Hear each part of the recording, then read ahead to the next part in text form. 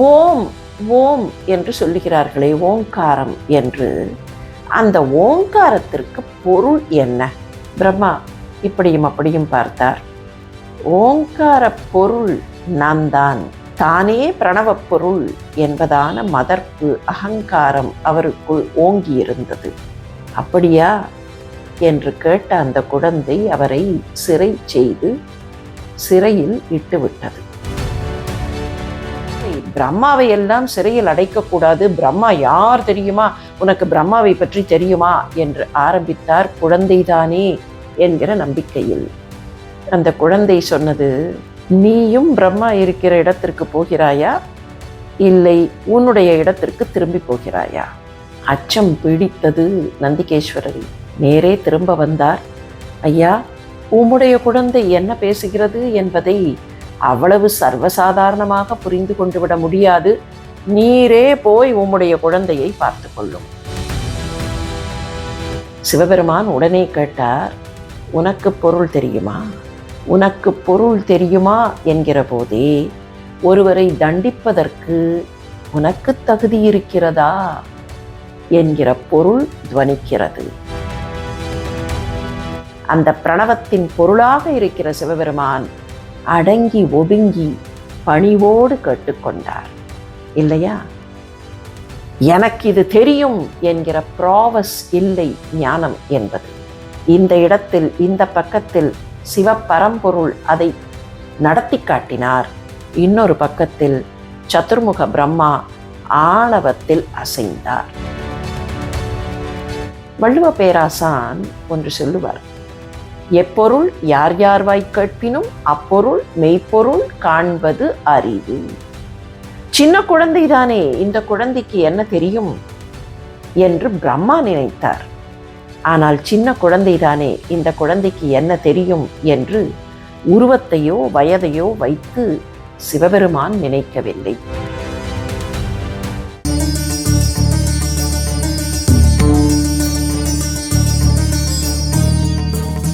ஏறுமயிலேறி விளையாடு முகமொன்று, ஈசருடன் ஞான மொழி பேசு முகமொன்று, கூறுமடியார்கள் வினை தீர்த்த முகமொன்று, குன்றுருவ வேல்வாங்கி நின்ற முகமொன்று, மாறுபடு சூரரை வதைத்த முகமொன்று, வள்ளியை மனம் புணர வந்த முகமொன்று, ஆறு முகமான பொருள் நீ அருள வேண்டும், ஆதி அருணாச்சலம் அமர்ந்த பெருமாளே என்று கந்தக்கடவுளிடத்தில் வேண்டினார் அருணகிரிநாதர். ஷண்முகர் என்றும் ஆறுமுகர் என்றும் கந்தக்கடவுளை அழைக்கிறோம். 6 திருமுகங்கள். இந்த 6 திருமுகங்களை வைத்து நமக்கு அருள் பாலிக்கிறார். கந்தக்கடவுளுடைய வாழ்க்கை சரிதத்தில் ஈஸ்வருடன் ஞான மொழி பேசக்கூடிய அந்த சம்பவம் மிகவும் முக்கியமானது இல்லையா? தகப்பன் சுவாமி என்றே அவருக்கு பெயர். தந்தைக்கு மந்திரத்தை சாற்றி உபதேசம் செய்தவர். எனவே தகப்பன் சுவாமியாக, அப்பாவுக்கே மந்திரம் சொல்லிக் கொடுத்த மகனாக போற்றப்படுகிறார். சுவாமிநாதன் என்று அதனாலேதான் பெயர். சொல்லப்போனால் தமிழ் இலக்கியத்தில் முருகப்பெருமானுக்கு இளம் பூரணர் என்று ஒரு பெயர் உண்டு. இளம் பூரணர் என்றால் முதுபூரணர் யார் என்று ஒரு கேள்வி வரும் இல்லையா?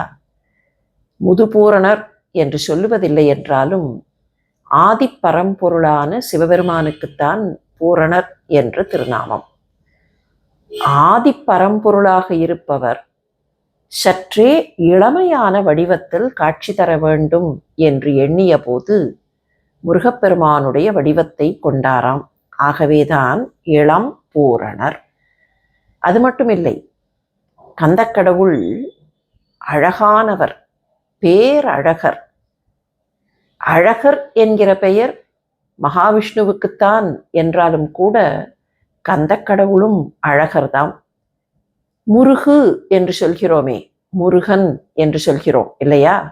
முருகு என்றாலேயே அழகு என்றுதான் பொருள். அதனாலே தான் இப்போதெல்லாம் ஈஸ்தட்டிக்ஸ் என்கிற துறைக்கு முருகியல் என்று பெயர் தருகிறார்கள். சரி, முருகப்பெருமானிடத்தில் வருவோம். கந்தக்கடவுள் சிவபெருமானுக்கு பிரணவ மந்திரத்தின் பொருளை உரைத்தாரே, அந்த சரிதம் என்ன கொஞ்சம் நினைவுபடுத்திக் கொள்ளலாமா? 4 முகங்களை கொண்ட பிரம்மா, சிருஷ்டி கடவுளான பிரம்மா ஒரு முறை திருக்கைலாயத்திற்கு போனார். அப்படி போகும்போது திருக்கைலாயத்தின் வாசலில் விளையாடி கொண்டிருந்த பாலமுருகனை பார்த்தார். பாலமுருகனிடத்தில் எந்த விதமான உறவையும் காட்டாமல், தெரிந்தது போல கூட காட்டிக்கொள்ளாமல் நேரே உள்ளே போனார். அப்படி போனது பெரிதில்லை.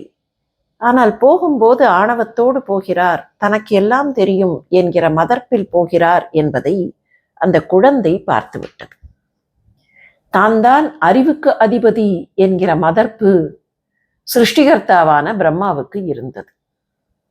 தான் எல்லாம் தெரிந்தவன், அறிவாளி, வேதங்களுக்கெல்லாம் நாயகனாக நிற்பவன் என்பது போன்ற நினைப்பு இருந்தது. அறிவு தரக்கூடிய சிக்கல் அது. அறிவும் வேண்டும், உணர்வும் வேண்டும். ஆனால் எனக்கு அறிவு மட்டும் இருக்கிறது என்கிற எண்ணம் ஏற்பட்டால் அது அகங்காரத்தில் போய் முடியும். அப்படி ஒரு நிலைமைதான் சிருஷ்டி கடவுளான பிரம்மாவுக்கும் இருந்தது. தனக்கு எல்லாம் தெரியும் என்கிற அந்த எண்ணத்தில், அந்த ரீதியில் உள்ளே போய்விட்டார். போனவர் உள்ளே சிவனாரை சந்தித்தார். என்ன பேசினார்களோ தெரியாது. அதன் பின்னர் வெளியில் வருகிறார். இந்த குழந்தை காத்து கொண்டே இருந்தது. போகும்போது அப்படி போனாயா, வா பார்த்து கொள்கிறேன் என்று காத்து கொண்டே இருந்தது. வெளியில் வரும்போது எதிரில் போய் அவரை வணங்கி, ஐயா வந்துவிட்டு போகிறீர்களே, எனக்கு ஒரு சின்ன சந்தேகம் இருக்கிறது, உங்களிடத்தில் கேட்கட்டுமா என்று கேட்டது. தனக்கு எல்லாம் தெரியும் என்கிற எண்ணம் அவருக்கு இருந்ததில்லையா?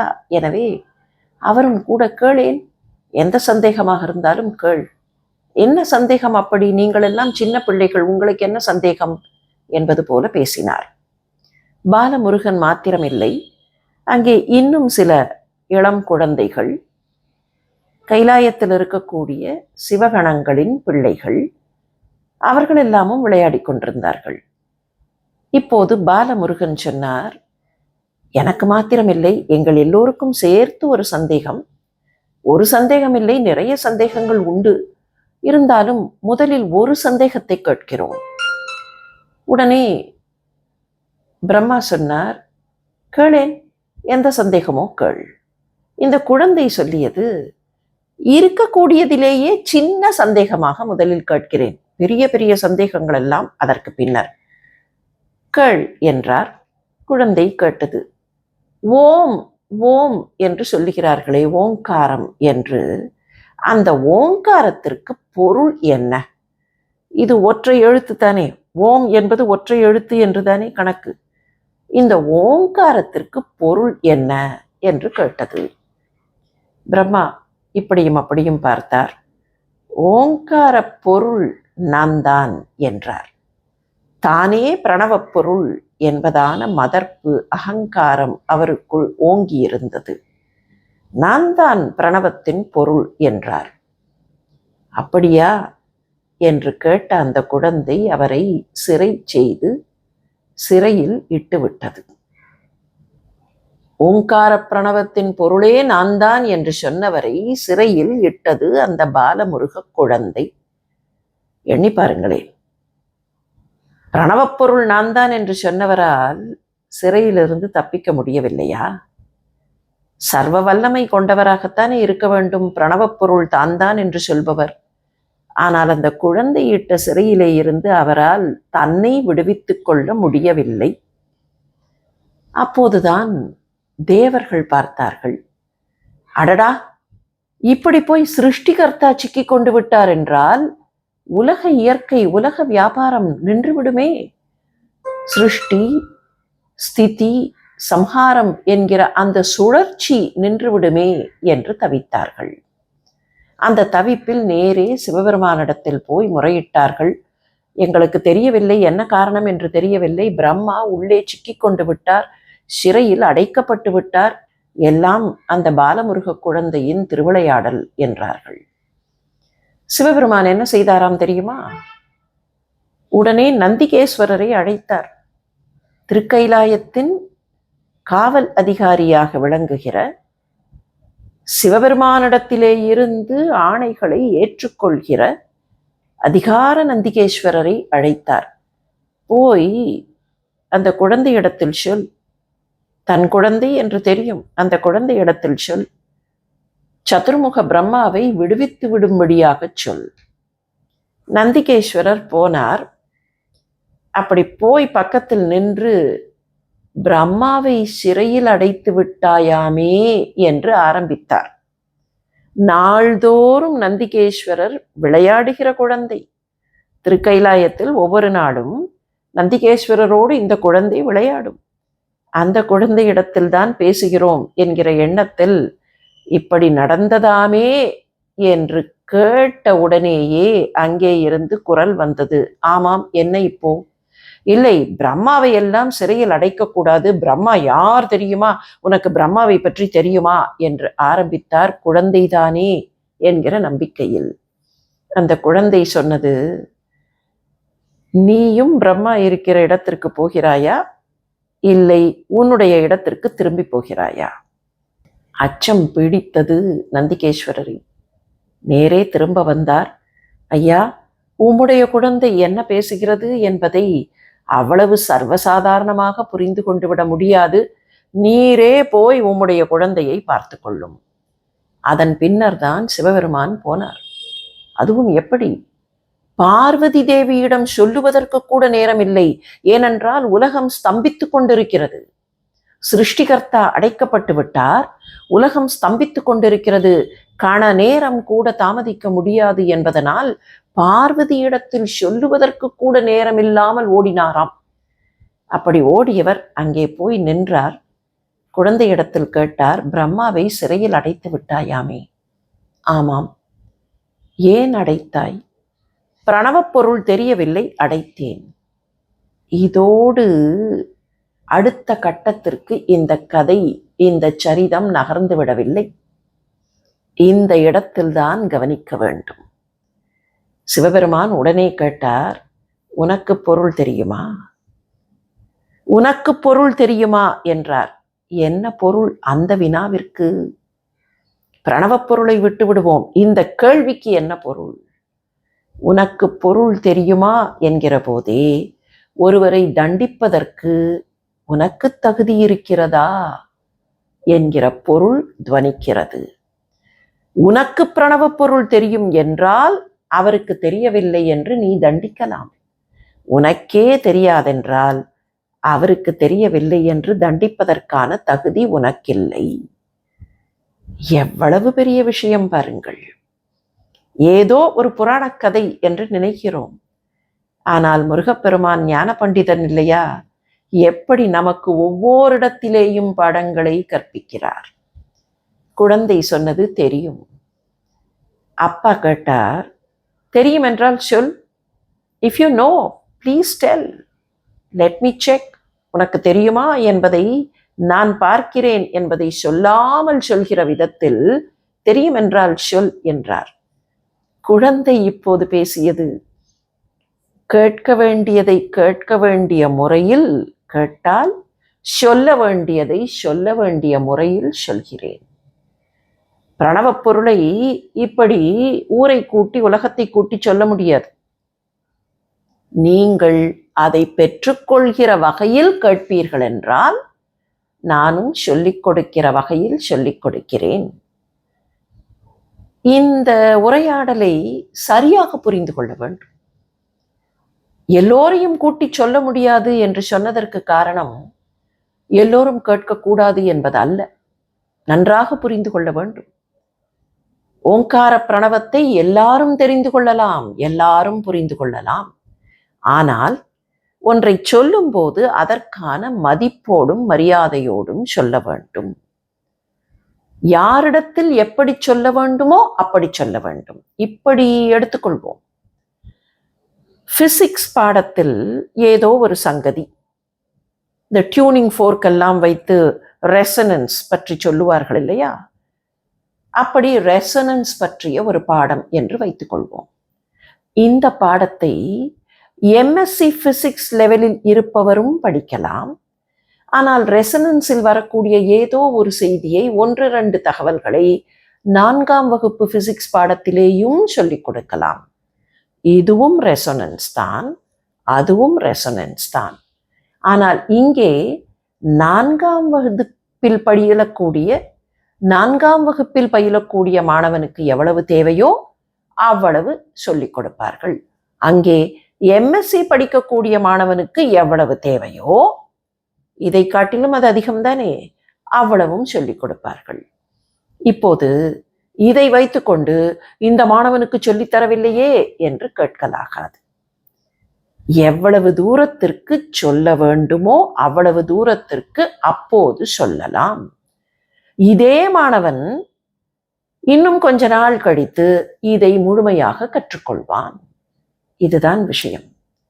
இப்போது இந்த குழந்தை என்ன சொன்னது? கேட்கிற விதத்தில் கேட்டால் சொல்லுகிற விதத்தில் சொல்கிறேன். என்ன பொருள்? ஒரு மாணவன் எப்படி பணிவாக கேட்க வேண்டுமோ அப்படி கேட்டால், அப்பா உங்களுக்கு நான் சொல்கிறேன். அப்போதுதான் ஆதி குருவாக இருக்கிற, ஆதி தட்சிணாமூர்த்தியாக, மௌன குருவாக, எல்லோருக்கும் ஆதி குருவாக இருக்கிற அந்த தட்சிணாமூர்த்தி ஒரு மாணாக்கன் எப்படி அமர வேண்டுமோ அப்படி அமர்ந்து கேட்டார். ஒரு ஆசான் எப்படி சொல்ல வேண்டுமோ அந்த குழந்தை சொன்னது. சிவபெருமானுக்கு என்ன பிரணவ பொருள் தெரியாதா? தெரியும்.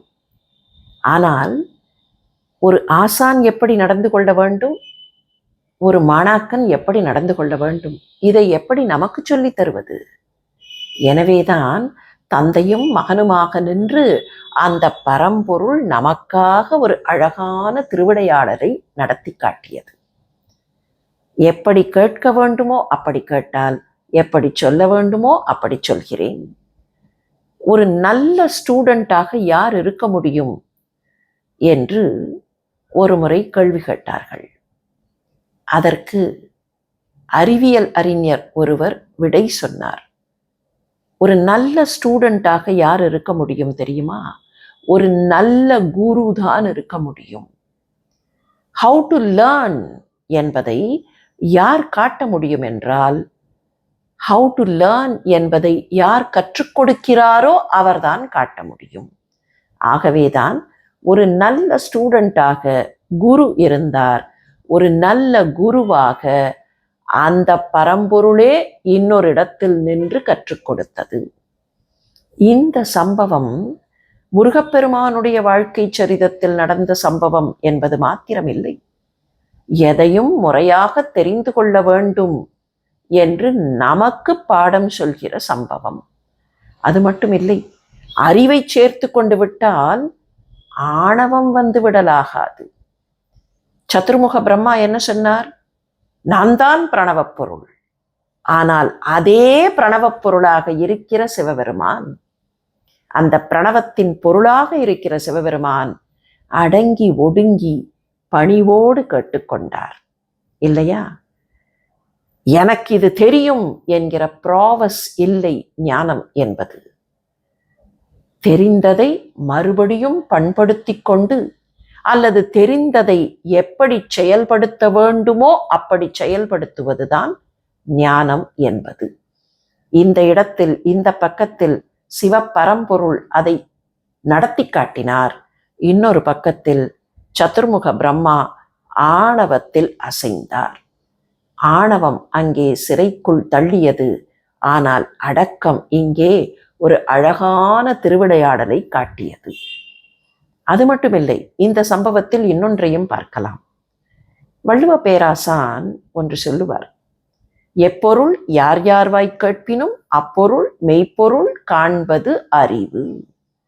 சின்ன குழந்தைதானே, இந்த குழந்தைக்கு என்ன தெரியும் என்று பிரம்மா நினைத்தார். ஆனால் சின்ன குழந்தைதானே, இந்த குழந்தைக்கு என்ன தெரியும் என்று உருவத்தையோ வயதையோ வைத்து சிவபெருமான் நினைக்கவில்லை. சின்ன குழந்தை என்றாலும் அந்த குழந்தையிடத்தில் உண்மை வெளிப்படும்.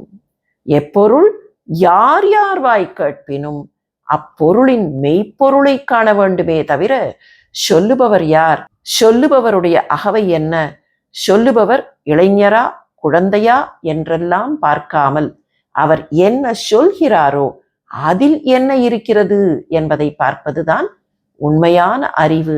அதுதான் உண்மையான ஞானம். கந்தக்கடவுளின் வரலாறு என்று சொல்லுகிறோமே, கச்சியப்ப சிவாச்சாரியார் பார்த்து பார்த்து பாடினார் கந்தக்கடவுளின் வரலாற்றை. அந்த வரலாற்றில் எத்தனையோ சம்பவங்கள். இந்த சம்பவங்கள் எல்லாம் முருகப்பெருமானுக்கு எதையோ கற்றுக் கொடுக்கிற சம்பவங்கள் இல்லை, முருகப்பெருமான் நமக்கு கற்றுக் கொடுக்கிற சம்பவங்கள். திரு அவதாரம் எடுத்து இந்த உலகம் உய்வதற்காக வந்த கந்தக்கடவுள் நாம் எப்படியெல்லாம் வாழ வேண்டும் என்பதற்காக நமக்கு பலவிதமான படிப்பினைகளை கற்றுத் தருகிறார்.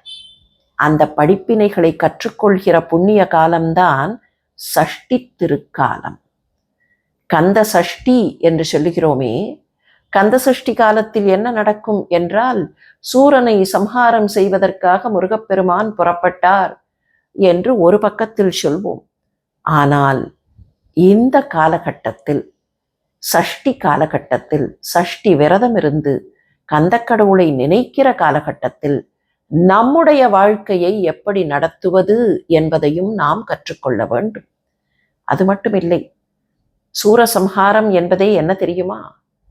சூரன் என்றால் வீரன் என்று பொருள். சூரன் என்றால் பலசாலி என்று பொருள். அசகாய சூரன் என்று சொல்கிறோமா இல்லையா? அப்படித்தான். அப்படி பலசாலியாக நாம் இருக்க வேண்டும் என்றால் நம்முடைய பலம் உண்மையில் எது என்பதை உணர வேண்டும். அது அடக்கமும் பணிவும் ஞானமும் தானே தவிர ஆட்டம் போடுவது இல்லை. எனவே இந்த அடக்கத்தையும் பலத்தையும் சரியான ஞானத்தையும் பணிவையும் நாம் கற்றுக்கொண்டு சூரர்களாக, நம்மை சரியான சூரர்களாக, நம்மிடத்தில் இருக்கிற அனாவசிய ஆடம்பரம், அனாவசிய டாம்பீகம், அனாவசிய ஆணவம் என்கிற அந்த சூரத்தனங்களை எல்லாம் சம்ஹாரம் செய்து நன்மைகளை பெருக்கிக் கொள்ளுகிற காலகட்டம். இதுதான் சஷ்டியில் விரதமிருந்து நாம் மேற்கொள்ள வேண்டிய உண்மையான நடவடிக்கை. இந்த நடவடிக்கையை பற்றி இந்த சமயத்தில் பரிகார ஸ்தலங்கள் என்கிற இந்த யூடியூப் சேனல் வழியாக உங்களோடெல்லாம் எண்ணி பார்ப்பதற்கும், எல்லோருமாக சேர்ந்து அந்த கந்தக்கடவுளை நினைத்து பார்ப்பதற்கும் மிகவும் மகிழ்ச்சியாக இருக்கிறது. பரிகார ஸ்தலங்களின் நேயர்கள் அனைவருக்கும் கந்தக்கடவுள் எப்போதும் நன்மைகளை அருள வேண்டும் என்று பிரார்த்தித்துக் கொள்கிறேன்.